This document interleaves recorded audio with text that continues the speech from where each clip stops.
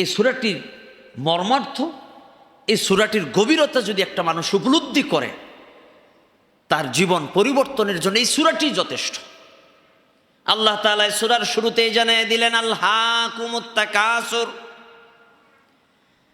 তোমাদেরকে ধ্বংস করে ফেলেছে, তোমাদেরকে পাগল বানিয়ে ফেলেছে তাকাসুর, সম্পদের প্রাচুর্যতা। সম্পদের প্রাচুর্যতা, ধন সম্পদের মোহ তোমাদেরকে পাগল বানিয়ে ফেলেছে, তোমাদেরকে একেবারে গাফেল করে ফেলেছে। সম্পদের প্রতিযোগিতা, এমনভাবে তোমরা লিপ্ত হয়ে গেছো, দুনিয়াকে পাওয়ার জন্য এমন প্রতিযোগিতায় লিপ্ত হয়ে গেছো, তোমাদের সময়, তোমাদের আমল, তোমাদের আল্লাহর স্মরণকে ভুলিয়ে ফেলেছে। দুনিয়ার প্রতিযোগিতা, দুনিয়ার সম্পদের প্রাচুর্যতা তোমাদেরকে একেবারে গাফেল বানিয়ে ফেলেছে।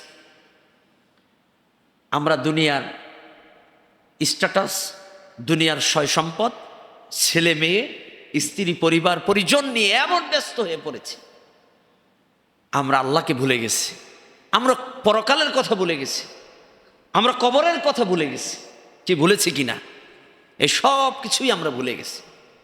তাহলে সম্পদের প্রাচুর্যতা, সম্পদের প্রতিযোগিতা, খ্যাতির প্রতিযোগিতায় আমাদেরকে পাগল বানিয়ে ফেলেছে। হাত্তা জুরতুমুল মাকাবির, এমনকি তোমাদেরকে কবর পর্যন্ত পৌঁছিয়ে দিচ্ছে। মানে সম্পদের প্রতিযোগিতা তোমাদেরকে কবর পর্যন্ত পৌঁছিয়ে দিয়েছে। ধন সম্পদ, ছেলে মেয়েদের প্রতিযোগিতায় তোমাদেরকে কবর পর্যন্ত পৌঁছে দিয়েছে। তার মানে হলো, আমরা দুনিয়াকে পাওয়ার জন্য দুনিয়ার সম্পদের প্রাচুর্যতা, দুনিয়ার মোহ এত বেশি আকৃষ্ট হয়ে পড়েছি, একেবারে কবর পর্যন্ত পৌঁছানোর আগ পর্যন্ত আমরা সবাই পাগল। সবাই আমরা প্রাচুর্যের, সম্পদের প্রাচুর্যতায় আমরা একেবারেই আল্লাহকে বেমালুম ভুলে গেছি, আমরা পাগল পারা হয়ে গেছি। এমনকি কবর পর্যন্ত পৌঁছে যাচ্ছি, তারপরেও আল্লাহর দিকে ফিরে আসা আর আমাদের হুঁশ হচ্ছে না। আল্লাহ তাআলা এই কথার দ্বারা আমাদেরকে কি বুঝালেন? আল্লাহ বুঝালেন, সুনাম, সুখ্যাতি, প্রাচুর্যতা, সম্পদের প্রতিযোগিতা, ছেলে মেয়েদের নিয়ে প্রতিযোগিতা, গর্ব করা, আমরা এমনভাবে লিপ্ত হয়ে গেছি, এটা থামছেই না। এমনকি কবর পর্যন্ত আমরা পৌঁছে যাচ্ছি। কবরের মাটি আমাদের উপরে না আসা পর্যন্ত এই প্রতিযোগিতা আমাদের মধ্য থেকে কমছে না। কথা বলেন ঠিক কিনা? মানে আমাদের প্রতিযোগিতা এত বেশি যে কোনোভাবে এটা থামছে না। এই প্রতিযোগিতাটা থামছে কখন? যখন আমার জীবন শেষ হচ্ছে, আমার মৃত্যু হচ্ছে, কবরের মাটি যখন আমার মুখে আসছে, তখন আমার এই প্রতিযোগিতাটা থেমে যাচ্ছে। আল্লাহ এটাই আমাদেরকে বুঝিয়েছে।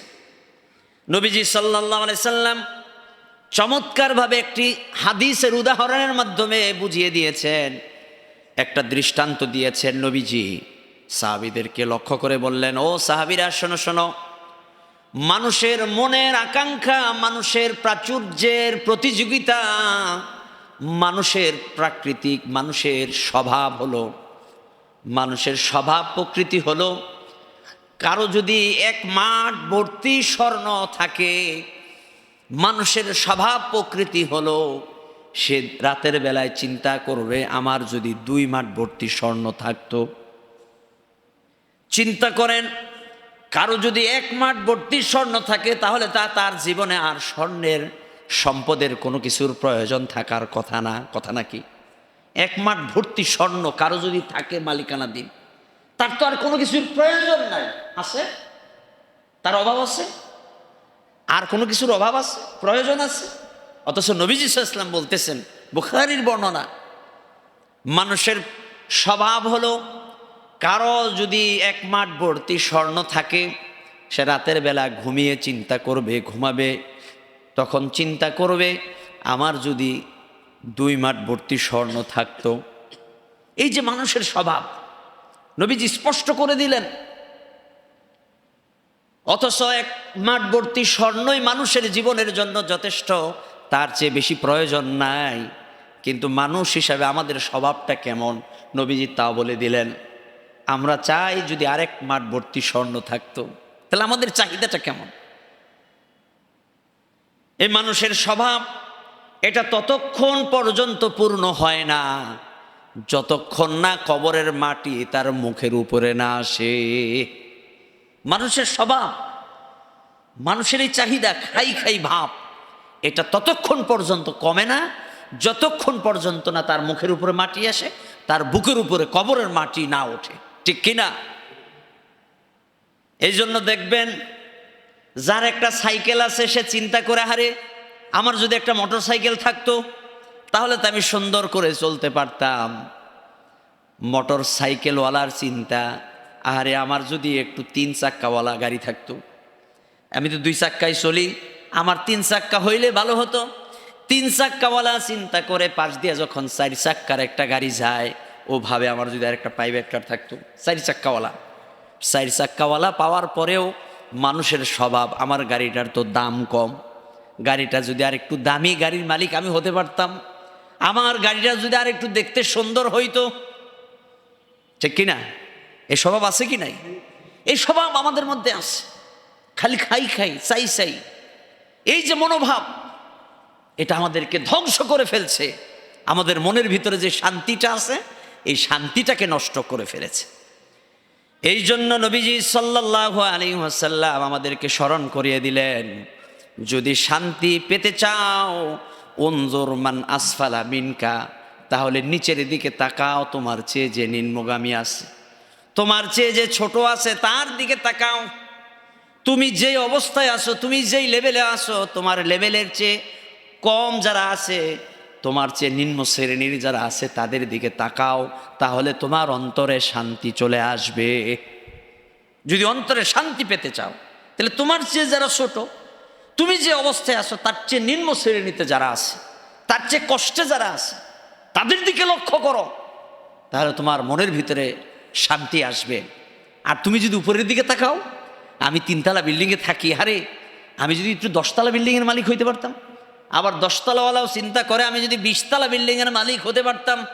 আহারে প্রতিযোগিতা প্রতিযোগিতা, এমন প্রতিযোগিতায় লিপ্ত হতে হতে জীবনটাই এক সময় শেষ হয়ে যায়, তখন আর ফিরে আসার কোনো সুযোগ থাকে না। তাহলে মানুষের স্বভাবটা হলো শুধু খাই খাই, শুধু আরো লাগবে আরো লাগবে আরো লাগবে আরো লাগবে, এটা হলো ফকিরি ভাব। কিসের ভাব? ফকিরের ভাব। ফকিরের স্বভাব হইল আরো চাই আরো চাই আরো চাই। এই ফকিরি স্বভাবটা বাদ দিতে হবে, মনের সান্ত্বনা দিতে হবে, আল্লাহ আমাকে যে অবস্থায় রাখছেন আলহামদুলিল্লাহ, আমার কোনো চাওয়া নেই।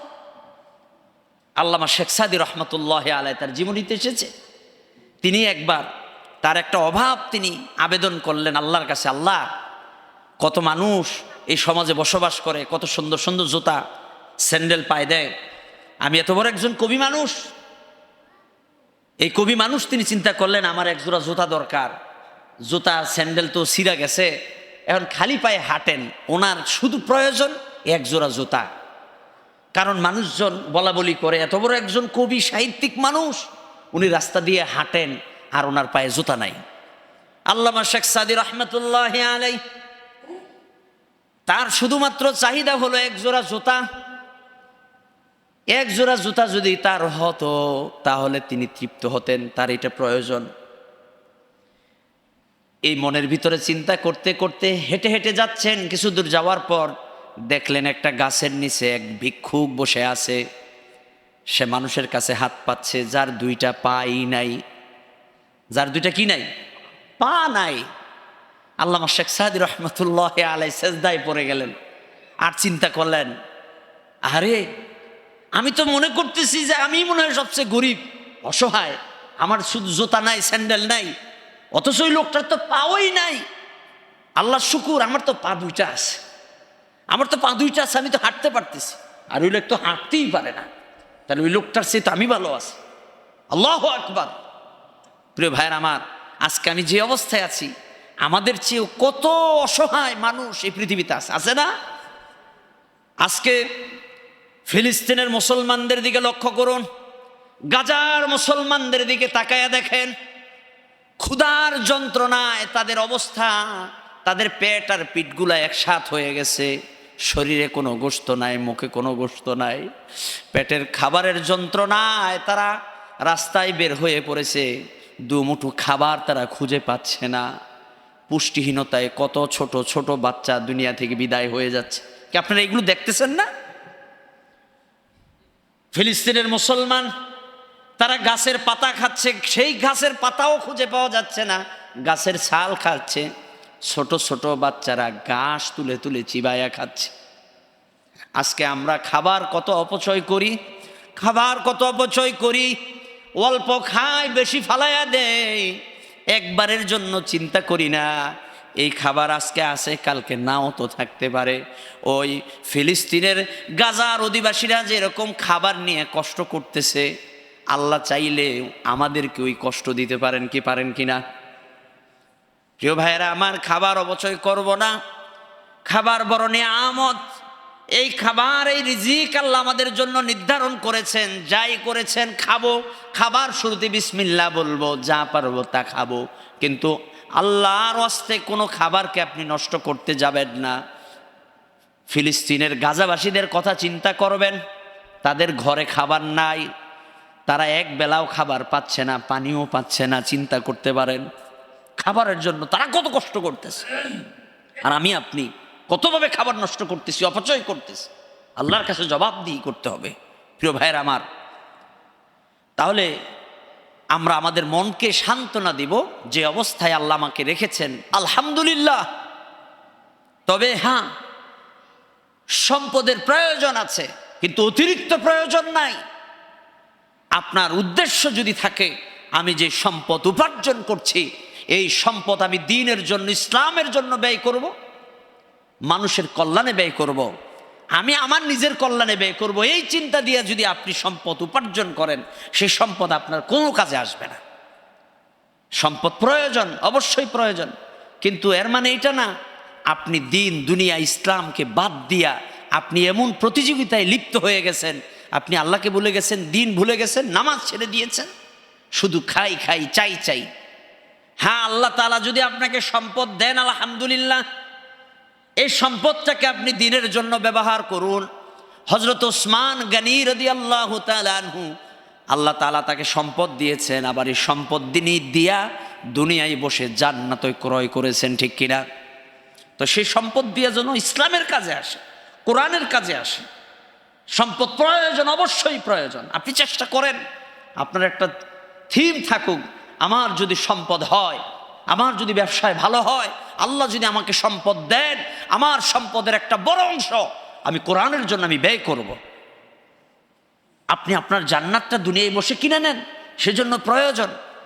কিন্তু আপনি খুব ভালো খাবেন, আপনি ভালো পড়বেন, আপনার সম্পদ অনেক দরকার, আপনি এই সম্পদগুলো জমায়ে রাইখা যাইবেন। এই সম্পদগুলো আপনার সন্তান কি করবে আপনি জানেন না। আপনার সন্তান আপনার মৃত্যুর পরে এই সম্পদ দান করতেও পারে, নাও করতে পারে, এবং এমনও হতে পারে এই সম্পদই আপনার সন্তান খারাপ হওয়ার পিছনে কারণ হয়ে যাবে, ঠিক কিনা?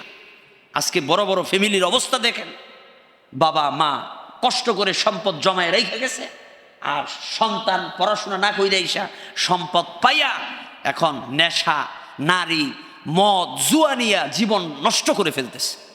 তাহলে এই সম্পদ আপনি যা জমা করে গেলেন, এটা আপনার সন্তানের জন্য জাহান্নামে যাওয়ার কারণ হয়ে গেল, ঠিক কিনা? এরকম সম্পদের প্রয়োজন নাই প্রিয় ভাইরা আমার। তাহলে হাদিসের ভাষ্যটা কি?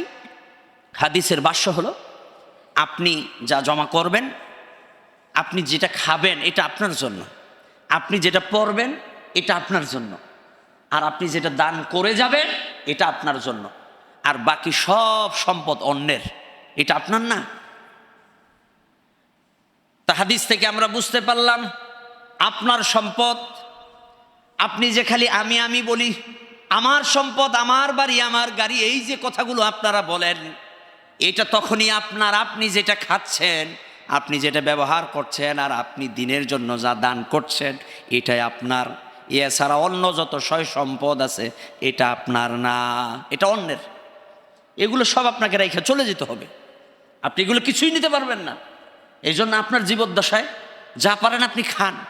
এমন তো মানুষ দেখি যে অনেক সম্পদ আছে কিন্তু পাঞ্জাবি পরে ছেঁড়া, মসজিদে আসে একেবারে যেটা বাজে, 3টা তালি দেওয়া, টুপির মধ্যে পিছনে শিলি দেওয়া, সামনেও শিলাই দেওয়া, উপরে সিরা তো আছেই, ময়লা কয় বছর হয়ে ধোয় না আল্লাহ ভালো জানে। এরকম খবিস, এইরকম লোক সমাজে আছে কি নাই? আছে কি নাই?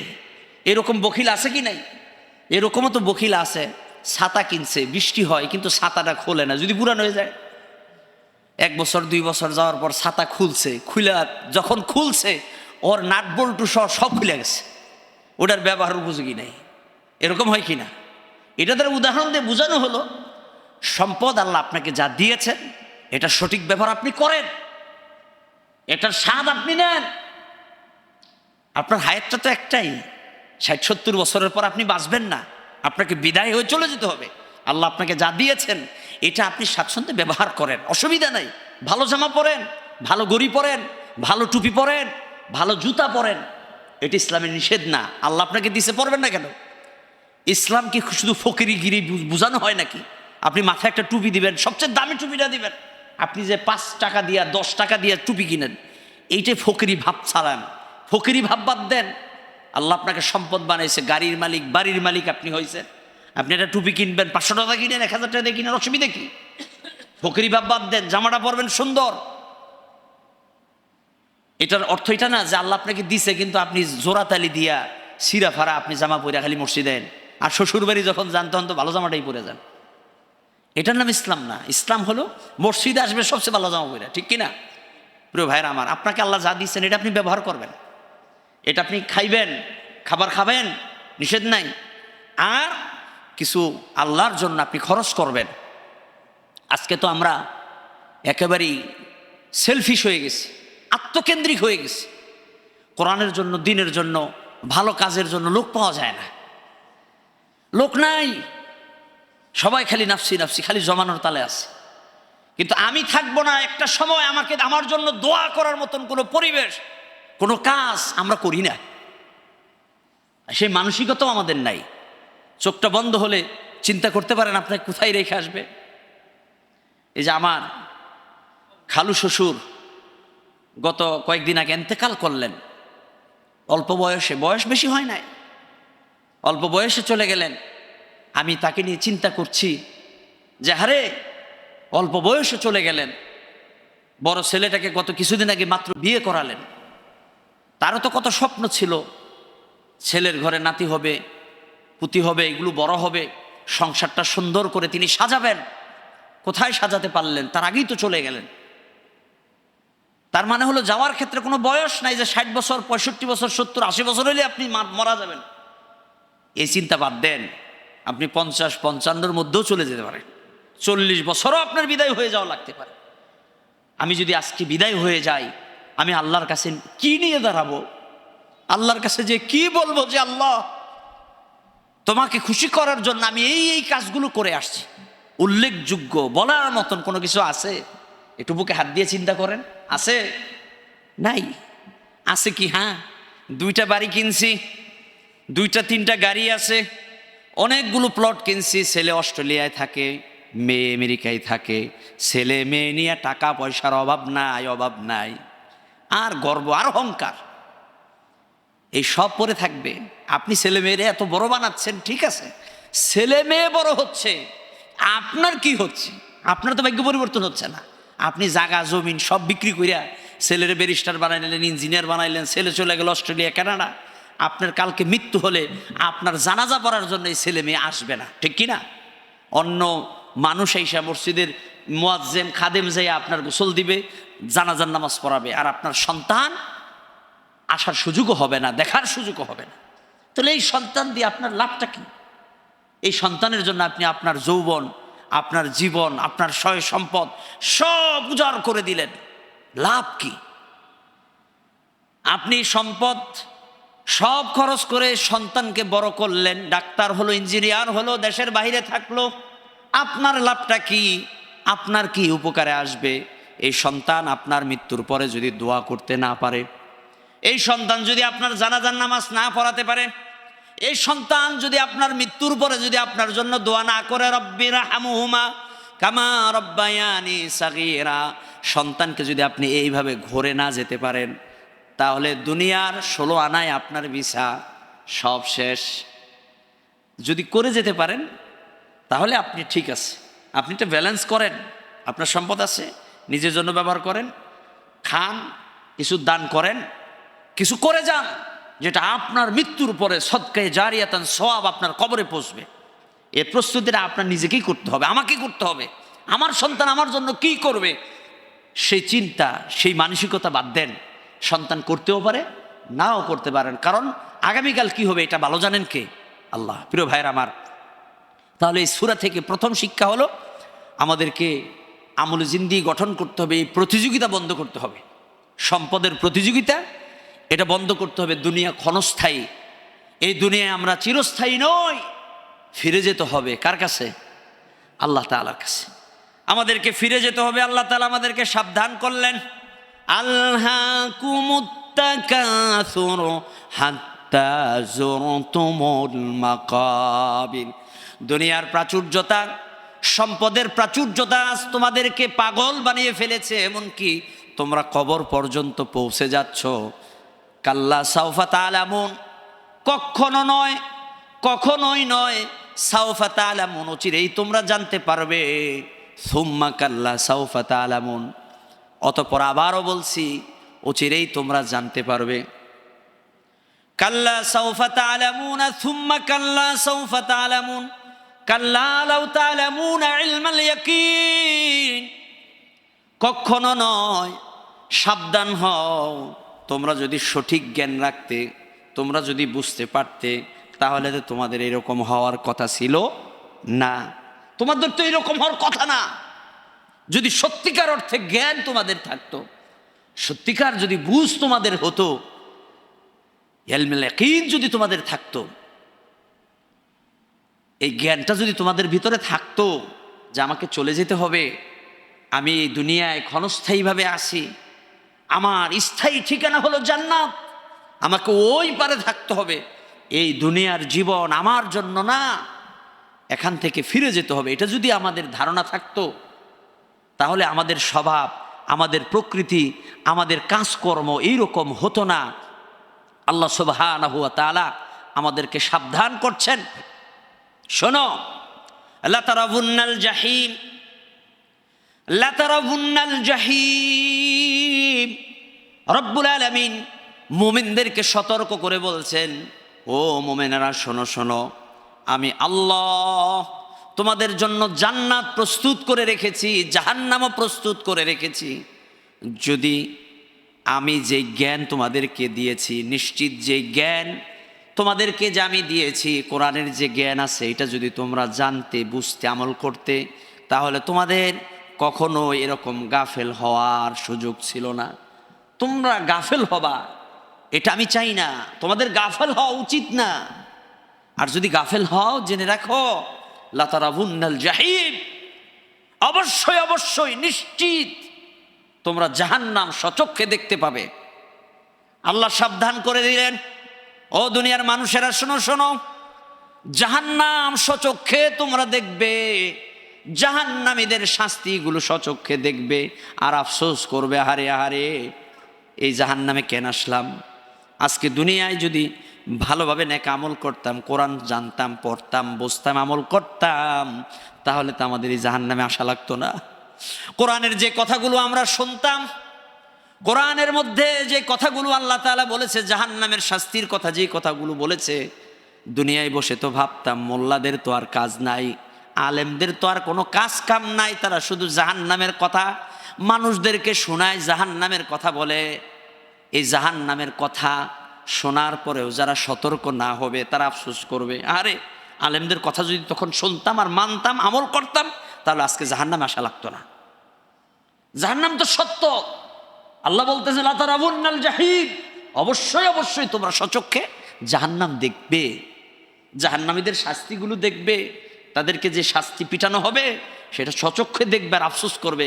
তখন নিজের হাত নিজে কামড়াবে, নিজের পা নিজের গোশত ছিঁড়ে ফেলবে, শাস্তির সম্মুখীন হয়ে আফসোস করবে, আরে যদি দুনিয়ার জীবনটা সময়টাকে যদি মূল্যায়ন করতাম তাহলে তো আজকে জাহান্নামে আসা লাগতো না। জাহান্নামীরা জান্নাতীদেরকে দেখবে, অনেক আত্মীয় স্বজন আপনজনদেরকেও জান্নাতে দেখা যাবে, ডাকবে জাহান্নামীরা, আরে ভাই আব্দুল সালাম, তুমি না আমি একসাথে ব্যবসা করতাম, মনে আছে? একসাথে একই পাশাপাশি ফ্ল্যাটে থাকতাম, তুমি আজকে জান্নাতে আসো, আমি তো জাহান্নামে আসি। তোমার সামনে তো কত ভারী ধরনের খাদ্য, কিছু খাবার টাবার একটু আমাদেরকে দাও। জান্নাতীরা বলবে যে না, এই খাবারগুলো তোমাদের জন্য আল্লাহ হারাম করে দিয়েছেন। প্রিয় ভাইরা আমার, আফসোস করবেন আর দেখবেন সচক্ষে, আরে ওই আব্দুল করিম, আমরা তো একসাথেই মসজিদে নামাজ পড়ছি, আমার ঠিকানা হয়েছে জাহান্নাম আর ওর ঠিকানা হয়েছে জান্নাত। এরকম আছে কি নেই? একই সাথে নামাজ পড়ছেন, একই সাথে আপনি ব্যবসা বাণিজ্য করছেন, রইছেন, কিন্তু কিছু মানুষ চলে যাবে জান্নাতে আর কিছু মানুষ চলে যাবে জাহান্নামে। অনেক পরিচিত লোকরা আপনি দেখবেন, আফসোস করে লাভ হবে? কোনো লাভ হবে না। আল্লাহ তাআলা বলতেছেন সুম্মা লাতারাউন্নাহা আইনাল ইয়াকিন, স্বচক্ষে নিশ্চয়ই নিশ্চয়ই স্বচক্ষে তোমরা জাহান্নাম প্রত্যক্ষ করবে। কার কথা? আল্লাহ তাআলার কথা। এবং আল্লাহ পরিশেষে সর্বশেষ আয়াতে বললেন সুম্মা লাতুসআলুন্না ইয়াওমাইযিন আনিন নাঈম, অবশ্যই অবশ্যই তোমাদের নিয়ামত সম্পর্কে আল্লাহ তাআলার কাছে জিজ্ঞাসিত হতে হবে। আল্লাহ যে নিয়ামতগুলো দিছেন, কি নিয়ামত দিছেন? কথা বলতে পারতেছি, চোখ দিয়ে দেখতে পারতেছি, শ্রবণ শক্তি আছে, বুদ্ধি জ্ঞানও আছে, সবই বুঝি, দুনিয়ার সব কিছুই বুঝি, কিন্তু জান্নাতি হতে পারলাম না। তার মানে নিয়ামত পেয়েও আমি বুঝি নাই। আল্লাহ সব নিয়ামত দিছে, ছেলে দিছে, মেয়ে দিছে, ঘর দিছে, বাড়ি দিছে, টাকা দিছে, পয়সা দিছে, সব কিছু দিয়েছেন নিয়ামত। এগুলো সম্পর্কে আল্লাহ জিজ্ঞেস করবেন, পাই টু পাই আল্লাহ তাআলা হিসাব নেবেন। আল্লাহ বলতেছেন সুম্মা লাতুসআলুন্না ইয়াওমাইযিন আনিন নাঈম, অবশ্যই তোমাদেরকে জিজ্ঞাসা করা হবে তোমাদের ভোগ্য সম্পদ সম্পর্কে, তোমাদের নিয়ামত সম্পর্কে। আপনি যে নিয়ামত পেয়েছেন এই নিয়ামত সম্পর্কে আপনাকে জিজ্ঞেস করা হবে। আপনি যে সময় পেয়েছেন, যে হায়াত পাইছেন, এই হায়াতি জিন্দিগি সম্পর্কে আপনাকে জিজ্ঞেস করবে যে তুমি তোমার সময়ের মধ্যে 24টা ঘন্টা পাইছো একটা দিনে, কতটুকু সময় তুমি আমার জন্য কাজে লাগাইছো। আমরা দেখেন কত ব্যস্ত, আমিও ব্যস্ত, হ্যাঁ আমিও ব্যস্ত, আপনারা তো আরো বেশি ব্যস্ত হবেনই, আমিও ব্যস্ত হয়ে পড়েছি। আল্লাহ তাআলার কাছে জবাবদিহি করতে হবে যে হায়াতি জিন্দিগিটাকে আমরা কিভাবে ব্যবহার করেছি। আমাকেও জিজ্ঞাসিত হতে হবে, আমাকেও জিজ্ঞাসা করা হবে তুমি তোমার হায়াতটাকে কি কি কোন কোন খাতে তুমি ব্যয় করেছো, কি কিভাবে সময়কে অপচয় করেছো। আমি আমার নিজের জন্য এই ওসিয়ত করছি, নসিহত করছি, আমিও তো কত সময় নষ্ট করছি, ঘন্টার পর ঘন্টা বেহুদা কাজ নিয়ে ব্যস্ত হয়ে পড়ছি। দুনিয়ার অমুক জায়গায় কে মারা গেল, অমুক জায়গায় কি খেললো, অমুক জায়গায় কি ধ্বংস হইলো, অমুক জায়গার কি খবর আছে, সারা দিন খবর সম্পর্কে জানতেছি, অথচ আমার আমলের কোনো পরিবর্তন হচ্ছে না। আজকে তো ফেসবুক, ইউটিউব এগুলো তো আমাদেরকে আরো ধ্বংস করে ফেলছে। নামাজেরও সময় পাই না, স্ক্রলিং একটার পর একটা, কোথায় কেটা খাইলো, কেটাই কি মরলো, কে কারে মারছে, কে কারটা নিছে। আরে ভাই, এত কিছু খবর নিয়ে আপনার প্রয়োজনটা কি, আপনার লাভটা কি? কোনো লাভ আছে? আপনি আপনার আমল কতটুকু পরিবর্তন করতে পারলেন, আমি আমার আমল কতটুকু পরিবর্তন করতে পারলাম? এই নসিহত শুধু আপনার জন্য না, আমার জন্য। প্রিয় ভাইরা আমার, আসুন সূরা তাকাসুর, আমাদের চিন্তা চেতনার একটা পরিবর্তনের সূরা। যদি আপনি গভীরভাবে খেয়াল করে থাকেন, এই দুনিয়া আমাদের থাকার জায়গা না, ফিরে যেতে হবে আল্লাহর কাছে। আমরা এই সময় নিয়ে আল্লাহর কাছে দাঁড়াবো, এবং যেই প্রতিযোগিতা নিয়ে আমরা আসি, গর্ব অহংকার, টাকা পয়সা, বাড়ি গাড়ি, এগুলো কিচ্ছু না, এগুলো সবই ধোঁকা, এগুলো সব পরে থাকবে, আমি আপনি চলে যাব। এর আগে একবার তাফসীরে বলেছিলাম, দুনিয়ার উদাহরণ হলো 4 টুকরা স্বর্ণ আর 3টা লাশ। কয় টুকরা স্বর্ণ? 4 টুকরা স্বর্ণ আর 3টা লাশের মতন দুনিয়ার উদাহরণ। তিন বন্ধু ঘর থেকে বের হয়েছে, বনি ইসরাইলের 3 বন্ধু ভাগ্য অন্বেষণের জন্য ঘর থেকে বের হয়েছে, জঙ্গলের মধ্যে যাইয়া, পাহাড়ি জঙ্গল একটা, তুই এটা কি করবি? তার সে একটা বুদ্ধি আছে, শয়তান বুদ্ধি দিয়ে দিল কি, এই খাবারটার মধ্যে একটু বিষ মাখাইয়া নে আর যাইয়া খাওয়াইলে যেটা হবে, ওরা 2জন মারা যাবে আর তুই একাই 4 টুকরা স্বর্ণের মালিক হয়ে যাবি। কি কইবেন? সুবহানাল্লাহ না আলহামদুলিল্লাহ? কোনটা কইবেন? শয়তান অসসা দিছে, খাবারে বিষ মাখাইছে। এখন খাবার নিয়ে যায় আর চিন্তা করে যে আরে কি মজা, কি মজা। যাব, ওদেরকে খাবারগুলা দিমু, ওরা খাইয়া দুইটাই শেষ, আমি পয়সা থাকবো, স্বর্ণের 3 টুকরা তো 4 টুকরা তো এটা আমারই হয়ে যাবে। এবার এই বন্ধু বৃষ্টিস লইয়া খাবার নিয়ে আইসা 2 বন্ধুরে দিছে। 2 বন্ধুও চিন্তা করতেছে বৈশাখ থেকে, এই এক বন্ধুরে যদি সাইজ করে ফেলতে পারি, সংখ্যায় কয়জন? 2 জন, তাহলে টুকরা কয়টা? তাহলে 2টা 2টা 4টা, হিসাব ক্লোজড। ব্যাস, ওরাও প্রস্তুত। বন্ধু আসতে দেরি, মারতে দেরি নাই, লাঠি লইয়া পাথর নিয়ে আগেই প্রস্তুত। বন্ধু আসছে হাসতে হাসতে খাবার নিয়া, বন্ধু তোদের জন্য অনেক কষ্ট কইরা দূর থেকে কত সুন্দর খাবার নিয়ে আসছে, একটু তাড়াতাড়ি খা আর মর। মর ওইটা কি কইছে আগে? ওটা মনে মনে ছিল, ঠিক কিনা? ওটা মনে আছে কি নাই? দিছে খাবার। খাবার খাওয়ার আগেই 2 বন্ধু আসতে 2 বন্ধু তো প্রস্তুত, আসতে দেরি মারতে দেরি নাই। 2 পাশ থেকে 2 পাথর দিয়া ওরে মাথার উপর জোরে বাড়ি দিয়া শেষ। আছে কয়জন? গেছে কয়জন? 1 জন গেছে, আছে 2 জন। এখন 2 জন চিন্তা করলো মারতেও তো কষ্ট লাগে, কষ্ট লাগে না? মারতে কষ্ট হয়েছে কিনা? ক্ষুধা আরো কমছে না বাড়ছে? বাড়ছে। আসছে খাবার গরম গরম, ও চিন্তা করলে একটু খেয়ে নেই, তারপর ভাগটা করবই নে। চিন্তা করে খাবারটা নিয়ে সুন্দর খেয়ে তো চিটপটাং, 2 জনও কি শেষ। লাশ হইল কয়টা? স্বর্ণের টুকরা কয়টা? আছে না গেছে? স্বর্ণের টুকরার মতন স্বর্ণের টুকরা পড়েই আছে, আর মানুষ 3 জন শেষ। দুনিয়ার উদাহরণটা হলো এরকম।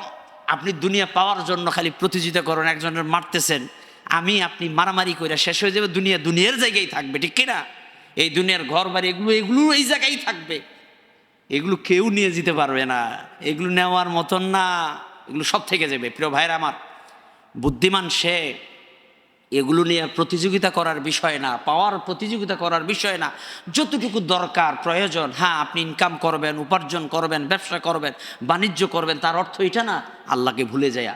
আর যেটা করবেন উদ্দেশ্য থাকবে দুনিয়ার জন্য না, সন্তানের জন্য না, আপনি এমন কিছু করে যাবেন আপনার মৃত্যুর পর আপনি যেন কবর থেকে সেই সওয়াবটা পাইতে পারেন। আপনি এমন সম্পদ অর্জন করে যাবেন, গুছাইয়া যাবেন, যে সম্পদের কারণে আপনি পরকালীন জীবনটা আপনার সুন্দর হয়ে যায়।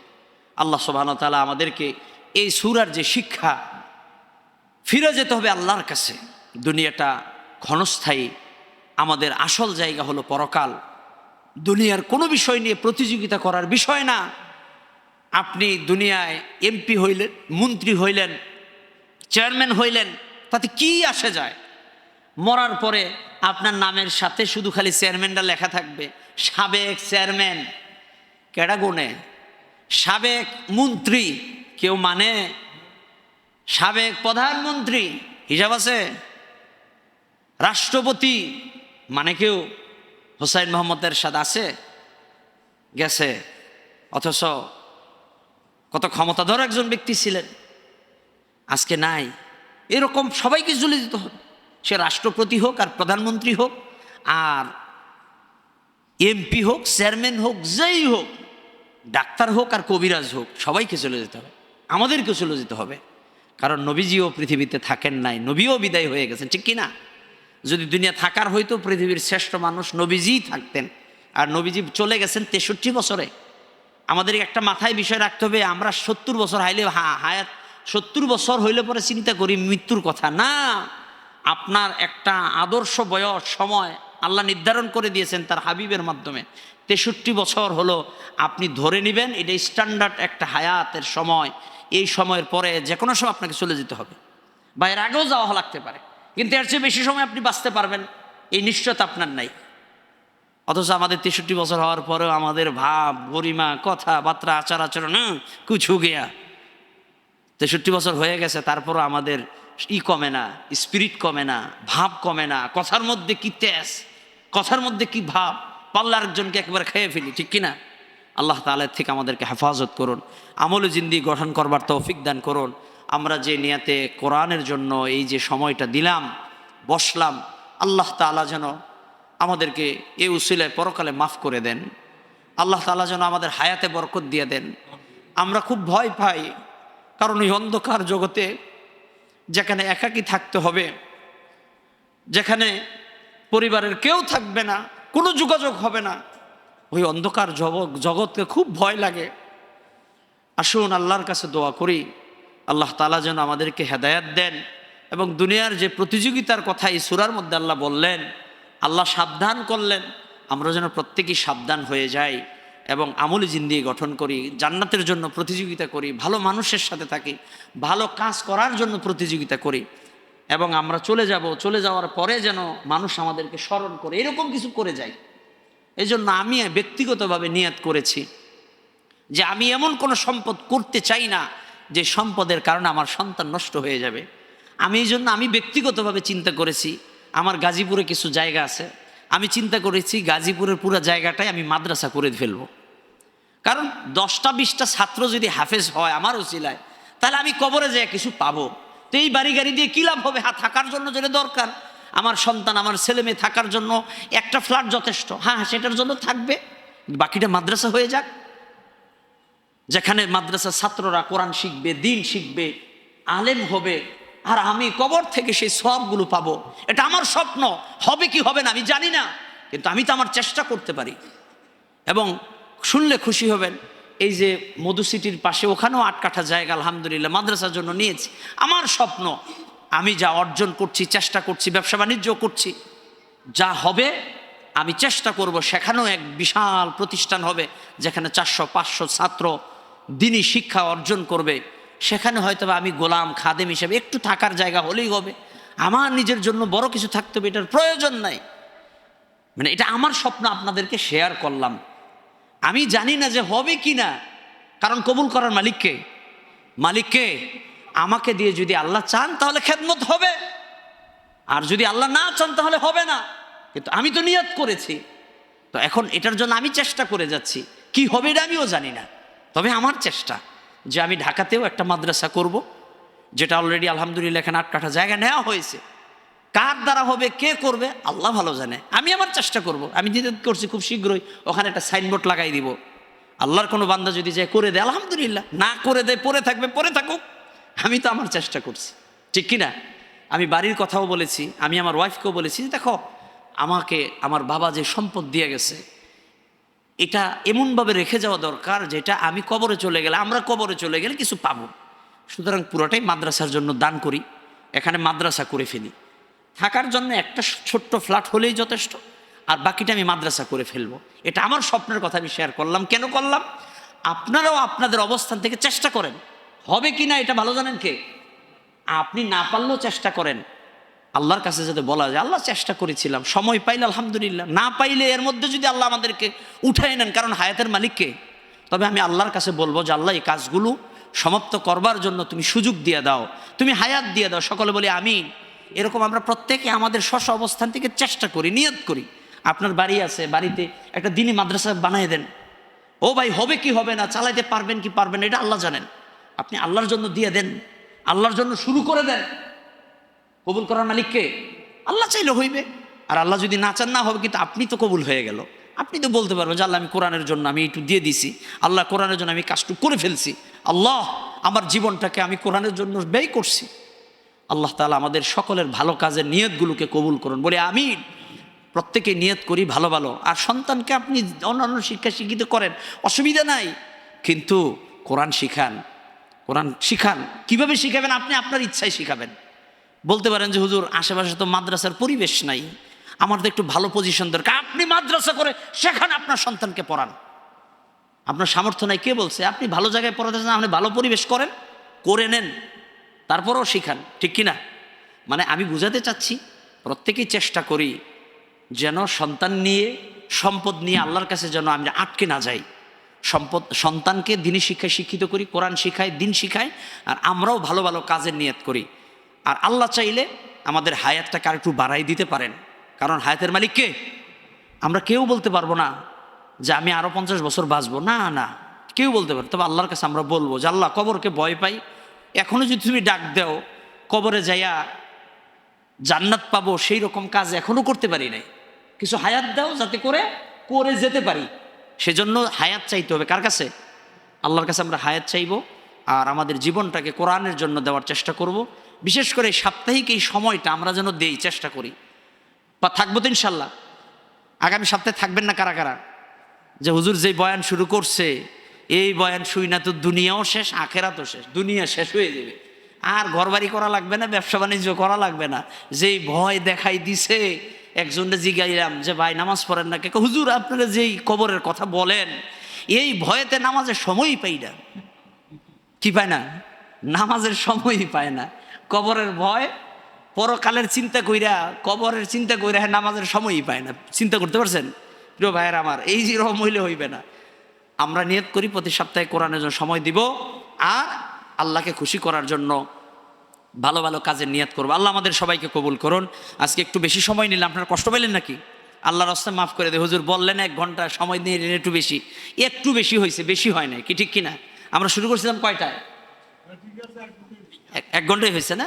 যাক আলহামদুলিল্লাহ। আমি যেন আমার কথার কারণে আমি যেন আল্লাহর কাছে আবার আটকে না পড়ি, আপনারাও যেন আমার প্রতি রাগ না হয়ে পড়েন। যদি ভালো না লাগে বলবেন যে হুজুর বয়ান টয়ান দরকার নাই, সংক্ষেপ করেন, খালি সংক্ষেপে মারেন, আমরাও চলে যাই, আপনিও চলে যান, দুইজনেই ভালো থাকি। ঠিক কিনা? আল্লাহ তাআলা আমাদের এই সময় যা কিছু বললাম আল্লাহর জন্য কবুল করুন, বলি আমিন। আল্লাহ তাআলা আমাদের প্রতিটা কাজের মধ্যে